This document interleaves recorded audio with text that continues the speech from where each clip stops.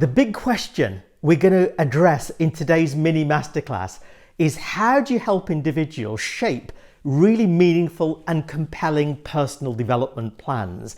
Every organization and every individual typically has to create a personal development plan as part of their end of year or continuous professional development. But too often they're quite bland, too often they're all about attending courses. And sometimes what's holding us back is not what's outside of us, it's what's inside of us. So in today's masterclass, we're going to be looking at how to help individuals shape really compelling personal development plans, and also it can be used as a powerful team development activity. And I'm going to be sharing with you one technique and one tool that you can use to make this a really powerful workshop.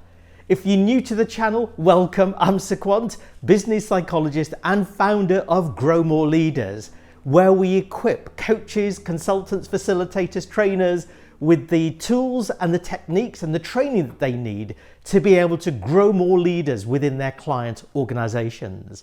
So back to this important subject of how do you really help individuals shape compelling, meaningful personal development plans, and this idea that it's sometimes not what's outside of us that's holding us back, it's what's inside of us.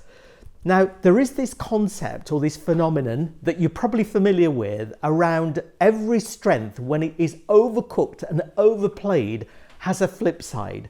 So a couple of examples just to bring this to life. Somebody who's really strong with problem solving, analytical thinking, with data, with numbers, it's a wonderful strength to have when it's in the green zone. But when it's in the red zone and they overcook it, overplay and overdo that strength, then they are in danger of paralysis by analysis. They often want too much data, too much information, and actually can be slow to act. So there's a sweet spot where that strength works for them, but when they overplay under pressure, it becomes a liability. So another example might be somebody who is really decisive. Somebody who's quick to act. Somebody who's very action oriented. When it's in the green zone, it's a wonderful strength to have.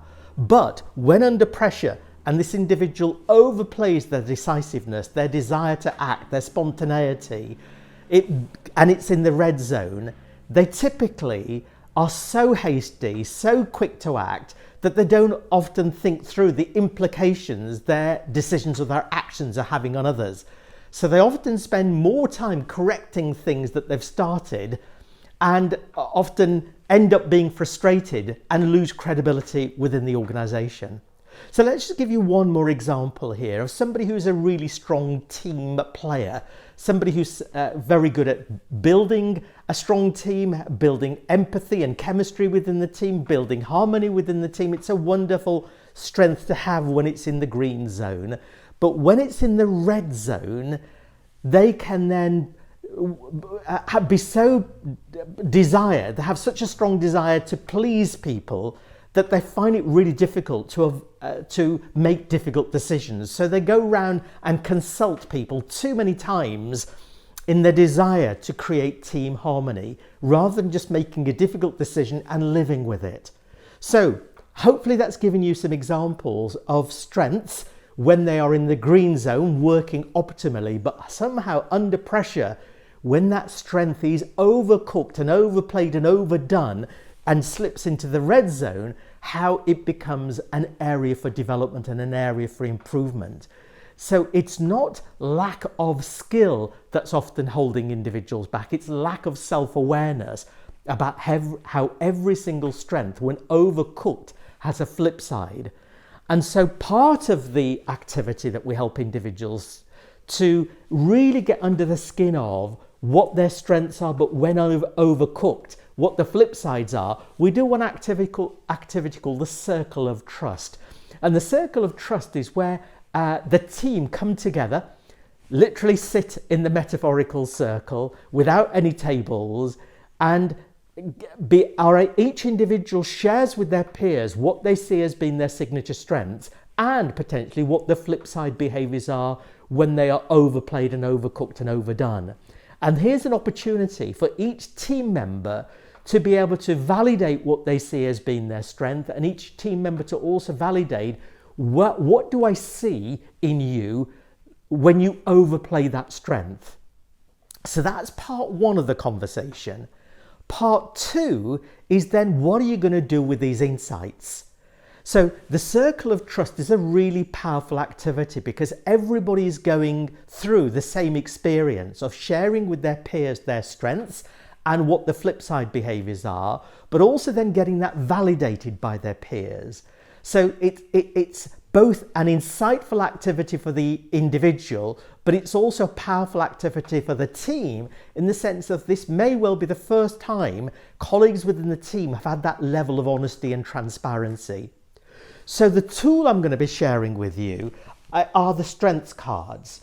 So we've got 18 statements where we've got examples of strengths, and then on the flip side we've got some potential downside of the strengths being overplayed. So just to give you an example, on this particular strength, I have the ability to analyze a problem and cut through information to get through to the heart of an issue. When that is overcooked and overplayed under pressure, here are some of the flip side behaviors, which is I may be viewed as being too critical. I may be viewed as too challenging. I may be viewed as pouring cold water on ideas too early. I may be viewed as being too quick to find fault in others' ideas. And I may be too quick to disregard others' feelings. So not every single bullet point will apply on the flip side behaviors, but we get individuals to start thinking about which one resonates the most. And this time around, we're getting individuals to start thinking about what triggers these flip side behaviors. In other words, when they're under pressure, what do they sense and what do they notice about themselves that results in these strengths being overplayed? So by being clear on the triggers, by being clear about what is it that's likely to result in me overplaying this strength, we get individuals to start thinking about, so what would a more viable alternative behavior be? And then we get them to try it on for size. So over the next 30 days, we give individuals license to experiment and learn what's it like when I'm under pressure, and rather than just defaulting to and reverting back to type, what does it feel like adopting the alternative strategy or the alternative behavior? And what impact does it have if I give myself permission over 30 days to experiment, try something different and learn from it? And there's an opportunity of going back to this circle of trust 2 months later, 3 months later, where team members are able to go back into that circle of trust and share with their colleagues and their peers the difference that they are now implementing, but also the difference that their colleagues have noticed in them. So I hope that's given you some inspiration of an activity that you could be facilitating with colleagues in terms of a personal development activity, or with a team in terms of a trust building activity, and how we get the best from each other.